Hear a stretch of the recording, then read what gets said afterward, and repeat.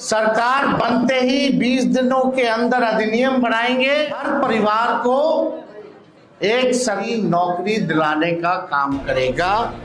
तो आज बिहार से शुरुआत। क्या 2025 में ये चुनाव जो होने जा रहे हैं, जिसका रिजल्ट 14 नवंबर को आए। एसआईआर की जब हम बात करते हैं तो एसआईआर बिहार से क्यों शुरू हुआ, सबसे पहले तो बिहार के लोगों को ये बात समझनी पड़ेगी। कितने बांग्लादेशी और रोहिंग्या मुसलमान आपने पकड़े हैं इस एसआईआर के जरिए। एक बार फिर गठबंधन में महत्वपूर्ण भूमिका निभाएंगे या नीतीश को टाटा बाय बाय। बिहार ने बार बार नीतीश पर भरोसा जताया है कि पलटू होने की परिस्थितियों में भी बार बार नीतीश जहां गए बिहार वहां चला गया।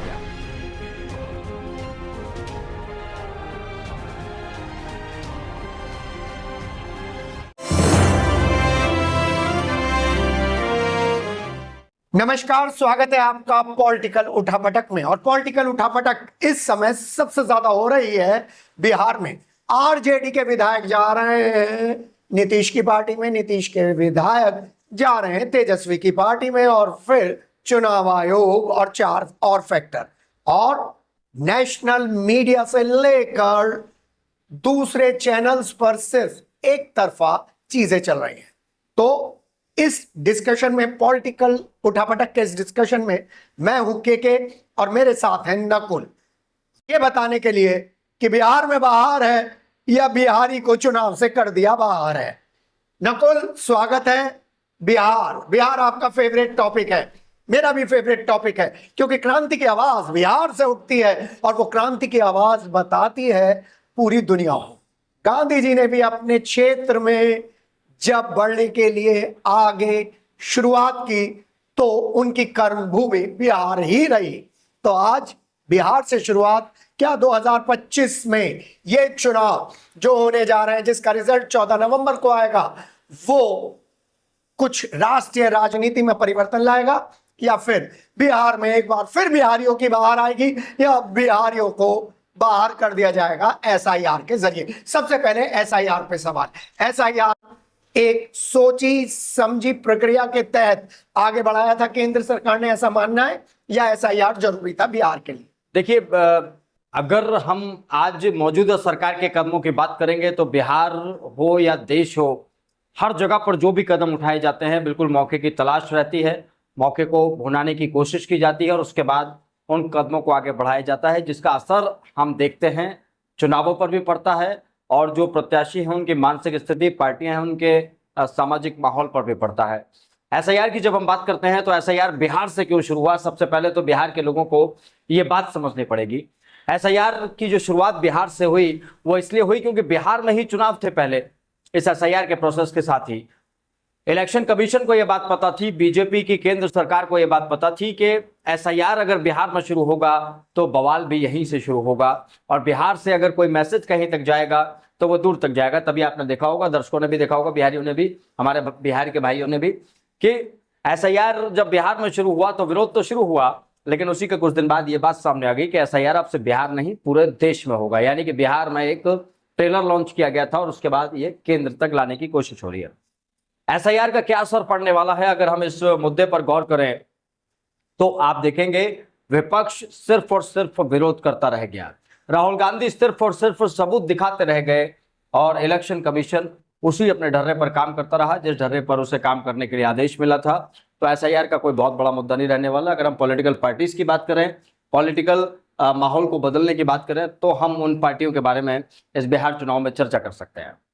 जी हाँ, नकुल ने बिल्कुल सही बताया कि SIR is governed by someone else. लेकिन एसआईआर में एक सवाल सरकार से, कितने बांग्लादेशी और रोहिंग्या मुसलमान आपने पकड़े हैं इस एसआईआर के जरिए? जरा चुनाव से पहले ये अपडेट कर दीजिए, क्योंकि घुसपैठियों को, इन्फ्लेटर्स को लेकर गृह मंत्री और प्रधानमंत्री लगातार अपनी चुनावी भाषा में इन दोनों फैक्टर्स को इस्तेमाल करते हैं, और अभी तक सिर्फ 4 बांग्लादेशी पकड़े गए, जैसे कि सोशल मीडिया पे। हम इसकी पुष्टि नहीं कर रहे हैं, लेकिन अभी तक वो फिगर नहीं आया जिससे पता चलता है कि बिहार चुनाव को बांग्लादेशी या घुसपैठिए प्रभावित करते, इसलिए एसआईआर कराई गई है।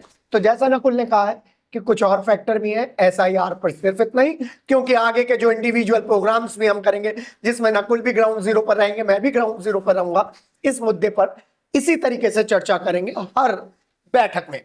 दूसरा, नीतीश की सरकार आएगी, नीतीश की बाहर आएगी, या नीतीश फिर एक बार फिर गठबंधन में महत्वपूर्ण भूमिका निभाएंगे, या नीतीश को टाटा बाय बाय होगी? देखिए, अगर हम बिहार के सिनेरियो की बात करें तो बिहार ने बार बार नीतीश पर भरोसा जताया है। उनके पलटू होने की परिस्थितियों में भी बार बार नीतीश जहां गए बिहार वहां चला गया। बिहार के लोग नीतीश के हर वादे पर एतबार करते रहे, क्योंकि पहले उन्हें सुशासन बाबू कहा जाता था, आज के टाइम में वो पलटू राम के नाम से मशहूर है। और अब भी अगर मैं बात करूं बीजेपी, आप देखेंगे तो दर्शकों को भी पता है कि बीजेपी आश्वस्त है पूरे तरीके से जेडीयू के साथ के भाई नीतीश कुमार ही मुख्यमंत्री का चेहरा होंगे।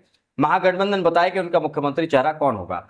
अब अगर हम नीतीश की बात करते हैं तो नीतीश इस बार बीजेपी के लिए बड़े नुकसानदायक साबित हो सकते हैं, ऐसा पॉलिटिकल पंडित हैं जो बिहार के वो बता रहे हैं।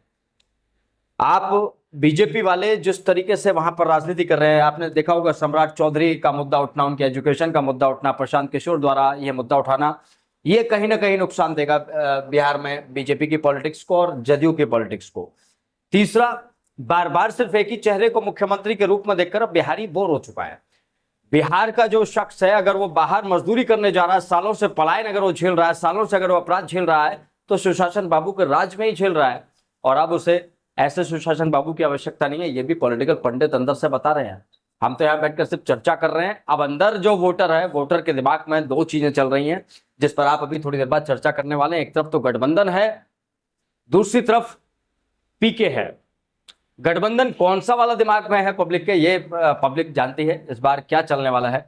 अब कांग्रेस और राहुल की जब आप परिस्थिति की बात करेंगे या तेजस्वी के साथ अभी थोड़ी सी इनकी बात कर लेते हैं, नीतीश की। नीतीश पहले चरण में 121 सीटों पर चुनाव होगा, दूसरे चरण में 122 सीटों पर चुनाव होगा, लेकिन पहले और दूसरे चरण में जो टिकटों का बंटवारा किया गया है एनडीए में, उसमें बीजेपी और नीतीश की पार्टी को बराबर की सीटें अलॉट हुई हैं। 29 सीटें अलॉट हुई हैं रामविलास पासवान के बेटे को। आप इसे कैसे देख रहे हैं? देखिए, अब इसमें जो हम चीजें समझते हैं वो ये समझते हैं कि पहले बड़े भाई की भूमिका में रहती थी जदयू, अब जदयू जो है बराबरी वाली भूमिका में आ चुकी है। और अब जदयू को भी काट कौन रहा है, आप देखिएगा जब चिराग पासवान के बाद 10 सीटें एक्स्ट्रा जाती हैं तो ये बात आती है कि जो जदयू है उसकी सीटें कटी हैं।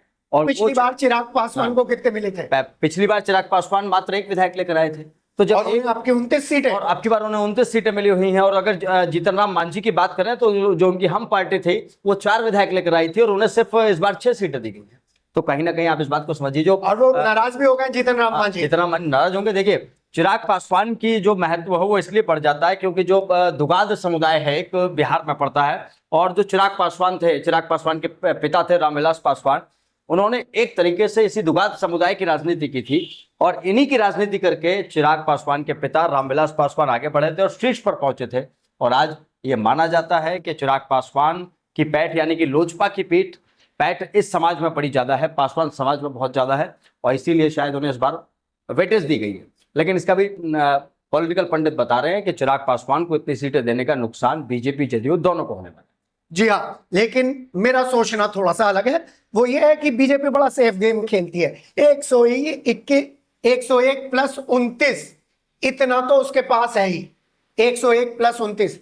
और नीतीश कुमार भी बड़ा सेफ गेम खेल रहे हैं। अब तक चुनाव की घोषणा होने से पहले, चुनाव की घोषणा होने के बाद चाहे उनके ऊपर कितना हमला किया गया वो बोले नहीं है।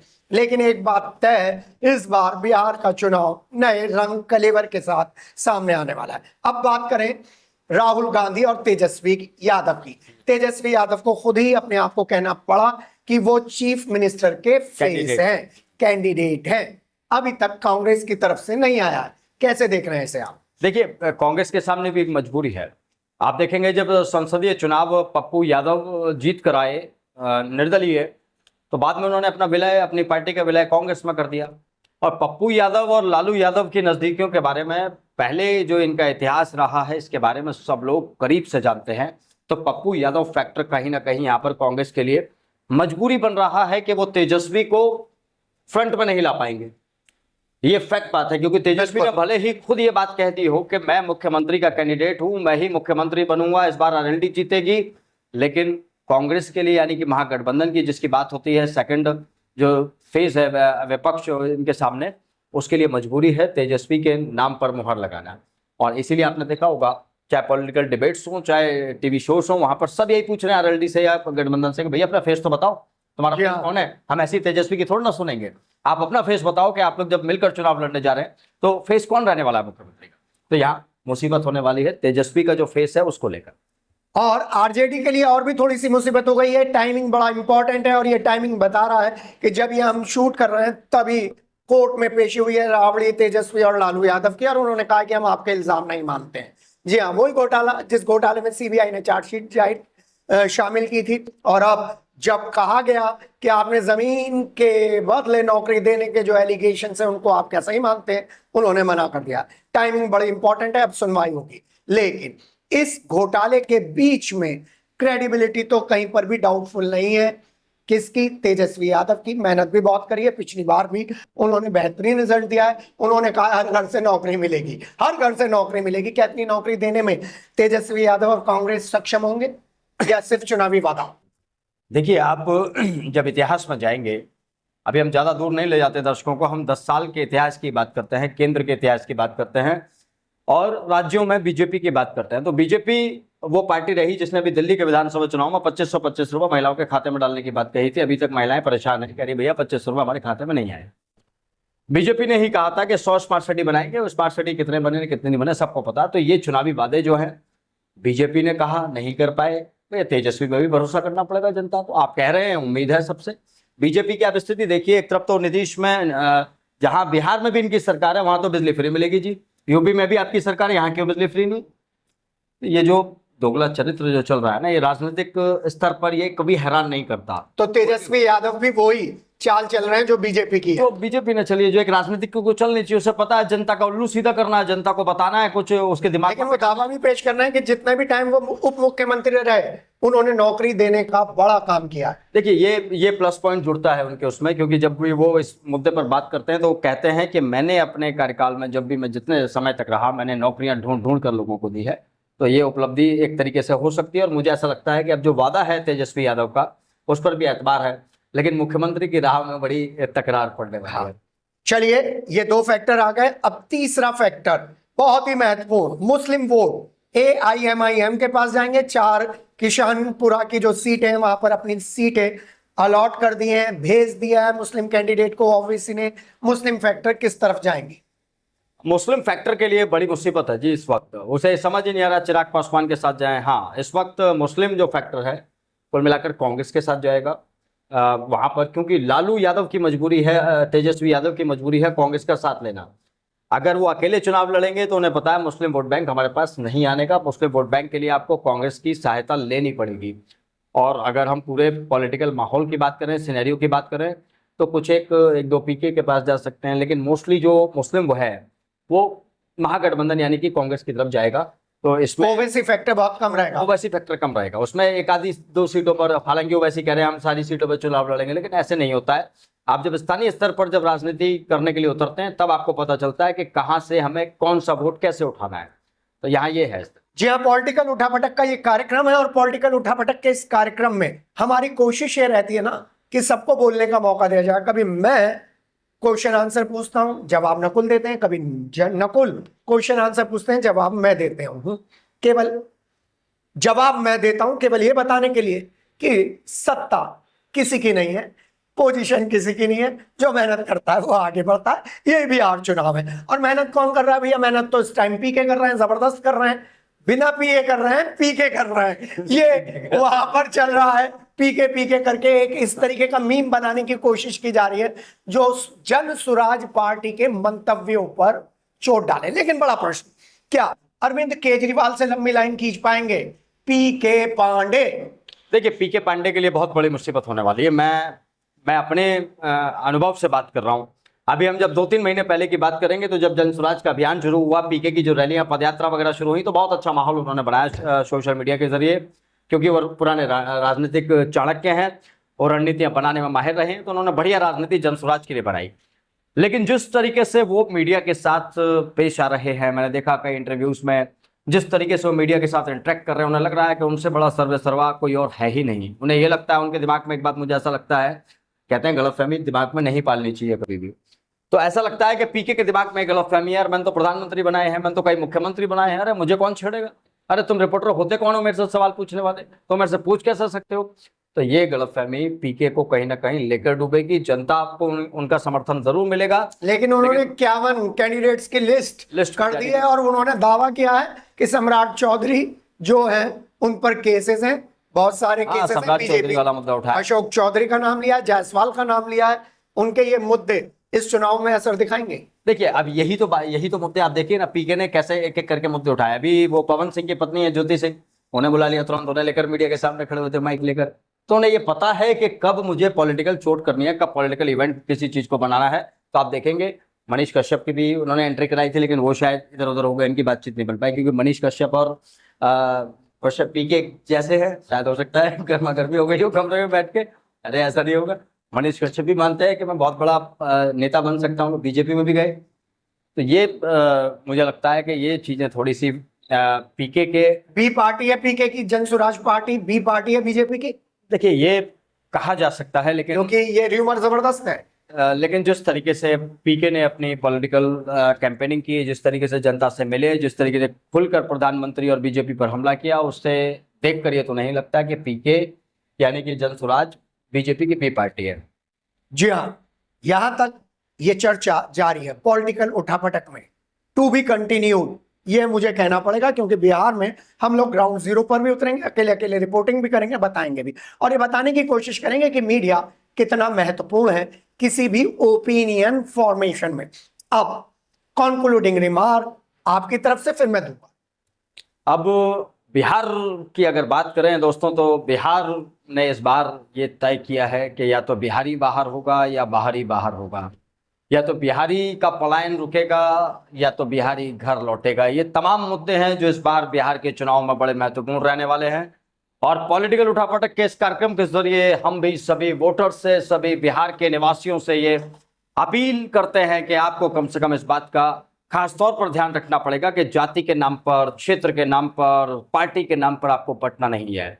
जो पार्टी वाकई में विकास की बात करते हो, आप एफिडेविट मांगिए अपने नेताओं से, आप एफिडेविट लेकर आइए, यहाँ वादे मुंह से करके मत जाइए। तो जनता को ये खुद लाठी उठानी पड़ेगी, वरना नेता और मीडिया दोनों मिलकर आपका अपना उल्लू सीधा करेंगे। जी हाँ, पॉलिटिकल उठापटक का ये कार्यक्रम किसी की भावनाओं को ठेस पहुंचाने के लिए नहीं है।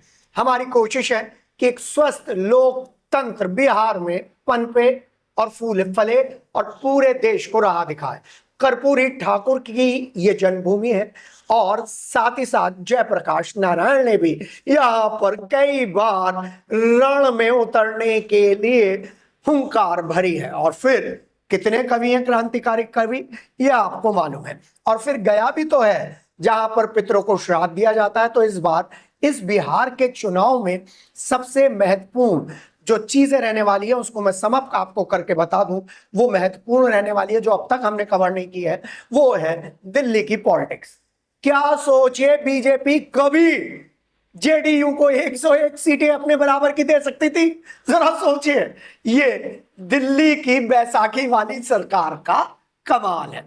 क्या रामविलास पासवान के मकान को खाली करवा कर सारा सामान सड़क पर रख देने वाली बीजेपी चिराग पासवान को 29 सीटें दे रही है? ये किसका कमाल है? ये उस लंगड़ी सरकार का कमाल है जो 240 पे रुक गई है, जिसने 400 की हुंकार भरी थी 240 पर रुक गई है। ये बीजेपी की मजबूरी है। लेकिन मजबूरियां बिहार में नहीं चलती, क्योंकि मजदूर बिहार का पूरी दुनिया में शेप देने के लिए जाना चाहता है, मेहनत देने के लिए जाना चाहता है, और वहां का पूंजीपति भी कुल्हाड़ी रखकर चलता है, और एक छोटा सा मजदूरी करने वाला भी राजनीति में पूरी दखल रखता है। तो बिहार का ये चुनाव 14 नवंबर को आपके सामने फाइनल तस्वीर लेकर आएगा। लेकिन उस तस्वीर के क्या क्या आयाम, क्या क्या पहलू हैं, मैं और नकुल अपने इस चैनल पर आपके सामने निर्विवाद रूप से, अनबायस्ड रूप से रखते रहेंगे। हम बिकाऊ नहीं हैं, बस ये कह सकते हैं, हम लोकतंत्र के प्रहरी हैं। तो जय हिंद बोले। बिल्कुल, जय हिंद। जय हिंद। सरकार बनते ही 20 दिनों के अंदर अधिनियम बनाएंगे, हर परिवार को एक सरकारी नौकरी दिलाने का काम करेगा। तो आज बिहार से शुरुआत, क्या 2025 में ये चुनाव जो होने जा रहे हैं, जिसका रिजल्ट 14 नवंबर को आए।